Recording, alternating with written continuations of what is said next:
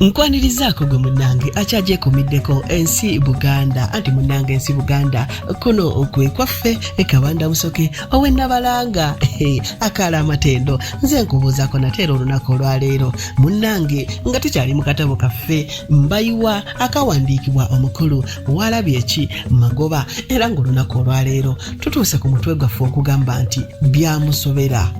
Ku ssaawa eyo oluyala bye lwali lumuwalakatako nga si byakuno yasitama ku lubalaza lw'akaduuka n'awunzika omutwe gwe ng'aguwaniridde n'emikono gyombi bwe yateebereza ssente ezo okuzigulamu emmere agitwala eka ng'alaba ennusu 5 ne ssente 7 emmere gye zigula nga mpa weezira ate ne yeebuuza nti kale ntulidde ekyemisana naye ate eky'eggulu mbaliisizza ki olwo nasse ekikkowe nga bw'anyeenya n'omutwe ng'asobeddwa nnyo bambi. Mbayiwa yali akyesitaamirizaawo n'awulira omuntu amuyita nti owange Mbayiwa okola kyawo bwe yabbulula amaaso yagenda okulaba nga ku mukwano gwe Doola yamuyita yasooka n'awulira muli ensonyi naye ate n'agamba nti awo we yali atuuse okuba n'ensonyi kyali tekikyalina kyekigasa kubanga yali takyalina kitiibwa nti kiikyo kyataakiriza. Omuntu bw'amala okukwebwamu ekitiibwa kyeyanditakabanidde ate olwo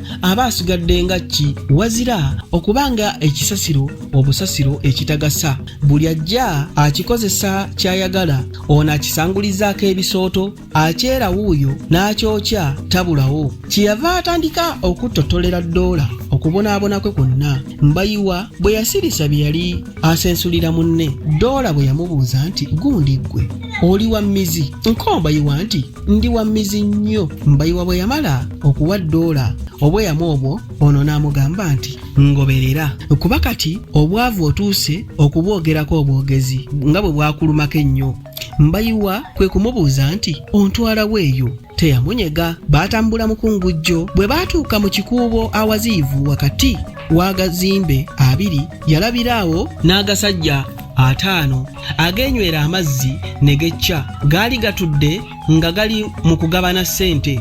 Doola gaamutunuulira kiziimuziimu n'amaaso agaali gamunenya nga galaba azze n'omugenyi gwe gaali tegamanyi. Ne Doola yategeera mangu ebirowoozo byago kyeyava agazza ku bbali n'agannyonnyola nga n'Embayiwa bwe yali azze okubeegattako era tebasaanidde kumwekengera. Baamuwuliriza yabategeeza nga bw'afunye naggagga ow'okubba. Bonna ne bamubuuza. Doola n'akyukira Mbayiwa nga bw'amubuuza nti wamma ani yali mukamaawo ko ye nti ekyannyanja omugagga omuvundu. Doola yeewaana nti oyo tatereka ssente ze mu bbanka zonna ziri wuwe ne wazitereka mu nju nawo maze okuzigawo. Bonna ne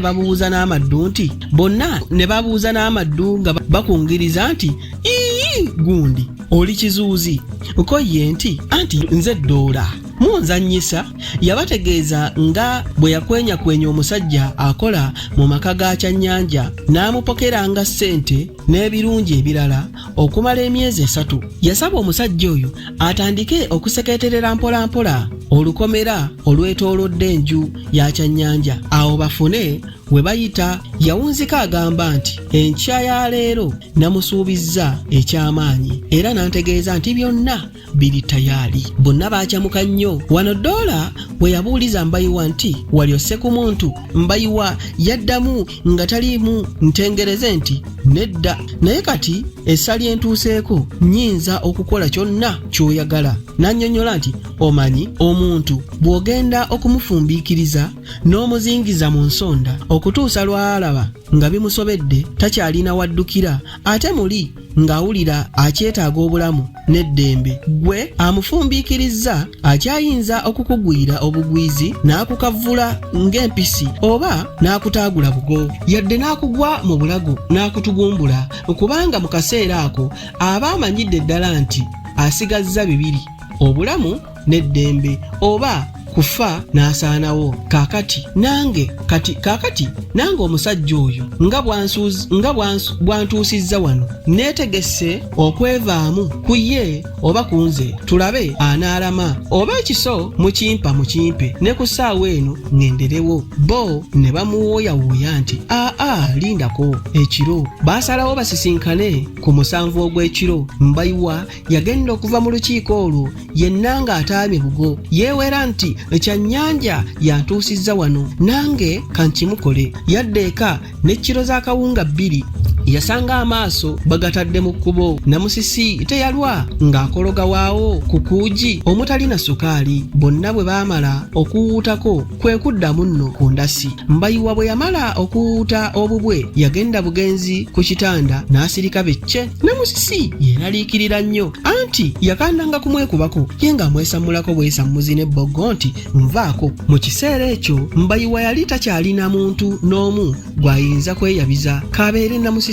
Mu mutima gwe yali awulira ekimukomako aleme kwenyigira mu bikolwa eby'obwakkondo. Kyokka ate yawalirizibwa omutima ogumu ogwali gumugumya nti ssente kati lwe lugero okupimirwa ekitiibwa ky'omuntu, yemufuula omuddu wa munne. Binojjo yalamula ensi, omwavu n'amutengera omukira ng'embwa. We tukooyera okulwanirira ekitiibwa kyaffe, awo wennyini ekitiibwa kyaffe we kitandikira okubumbulukuka. Wano yajjukira eddiini ye nga bw'emugaana okutta, naye era ne yeegumya nti oba Katonda namusaba obugagga n'abunnyima, nze kaakati nkole ki? Balubaale n'emizimu gy'abajjajja be nandisabye obugagga nabo sikyabeesiga, yadde tewali muntu yenna gye nnyinza kugenda ne mukubira mulanga nti owange laba bwendi nsuulaayo omukono mu bya ssente nnyimirizeewo obulamu bwange n'obwabo mu maka gange. Nzuuno noonyeza emirimu gibuze, nze olwo nkole ki?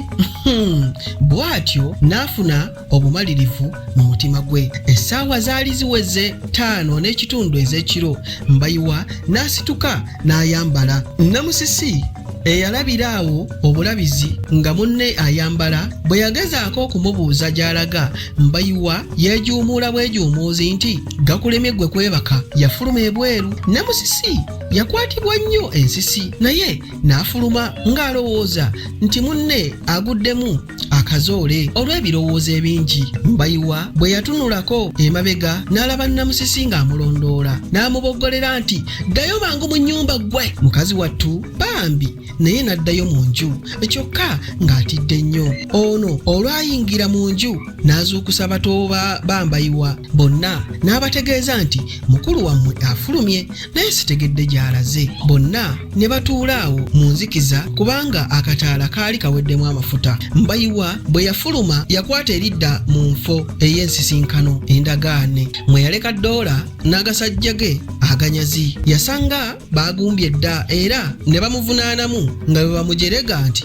omulimu gujja kukulema, ojidde osookerewo obutakwata biseera, gusinze aliwa bitono. N'Embayiwa bwe yeetonderawo teyalwa kusonyiyibwa.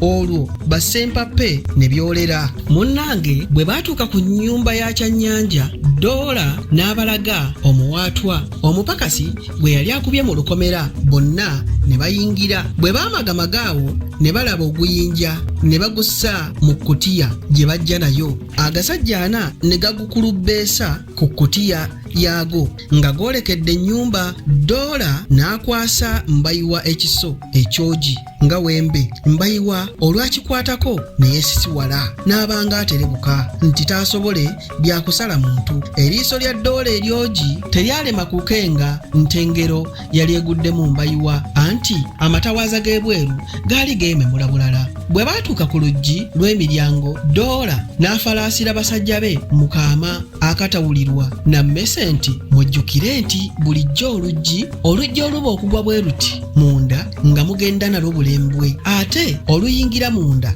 gwe Mbayiwa olaga ku kkono we wali ekisenge kya nnyinimu. Olumulabako oti tunga butunzi kiso, tomuwa kadde nkulowooza kyakukola. Nze nja kugenda butereevu watereka ensimbi nzijjeyo. Bwe ŋŋamba nti kettu mwenna nga mufuluma, awo ekyaffe nga nkireese temukwata ku birala byonna kuba biyinza okutulondooza. Bwe yamala okubatendeka bw'atyo ate n'aduumira agasajja agaali gasitudde ejjinja batandike okuwuuba ekkutiya nga bw'abala Mukama nti 1, 2, 3. Olwamala okubala nti 3 ne baligunda ku luggi ne lubwaguka bebbwa era ne lugonnomoka wansi.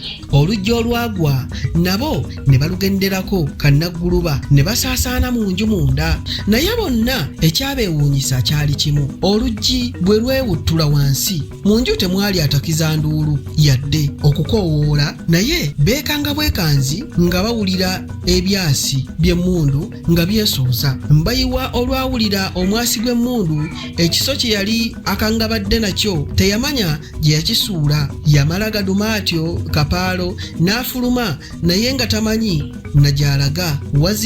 Wazira aba afuluma n'alaba ensawo entonotono enzirugavu eyali awo ku mmeeza n'agikwakkulawo n'ayotta nayo nga bw'agamba munda ye nti era kale ekinaabaamu kyonna nga kye kyange. Yaddukanga naye nga si yadduka. Emabega gye yali ava ng'awulira amasasi gaseka buteddiza. Omupakasi weewaawo Doola yali amusuubizza siringi 10 singa obwakkondo bwabwe buyitamu bulungi, naye ku bombi yali yeesiga nnyo kyannyanja okusinga Doola era kwe kumubbira ku ntegeka ya Doola. Naye kye yakola kwe kupangisaayo abasirikale ab'emmundu, abakuumi b'ekiro, abatta bakkondo bonna. Mbayiwa ye yawonawo.